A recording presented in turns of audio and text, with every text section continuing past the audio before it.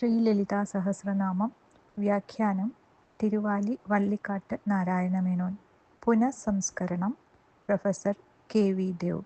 Publisher Mata Amritanandamayi mission trust. Sri മഹാദേവ്യേ നമ. ആറാമത്തെ നാമം ഉദ്യദ്ഭാനു സഹസ്രാഭ.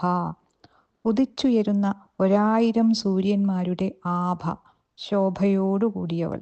പരാശക്തിയും പ്രകാശരൂപിണിയുമാണല്ലോ ദേവി. ഈ പ്രകാശം ചുവപ്പും വെണ്മയുമാകുന്നു. അതാണ് സൂര്യനോടുപമിക്കുവാൻ കാരണം. ദേവീരൂപം നമുക്കുള്ള ശരീരം പോലെ തന്നെ സ്ഥൂലം, സൂക്ഷ്മം, കാരണം എന്ന 3 പ്രകാരമാകുന്നു. ജ്ഞാനോദയം വരെ ധ്യാനഗമ്യമായിട്ടുള്ളത് ദേവിയുടെ സ്ഥൂലരൂപമത്രേ. മന്ത്രോപാസനാഘട്ടത്തിലാകട്ടെ ദേവിയുടെ സൂക്ഷ്മരൂപം വെളിപ്പെടുന്നു. ഉപാസകന് വാസനാക്ഷയം സംഭവിക്കുന്നതോടെ ദേവിയുടെ കാരണരൂപവും പ്രത്യക്ഷമാകുന്നു. തുടർന്നുള്ള 50 നാമങ്ങളിലായി ദേവിയുടെ സ്ഥൂലരൂപവർണ്ണന നിബദ്ധിച്ചിരിക്കുന്നു.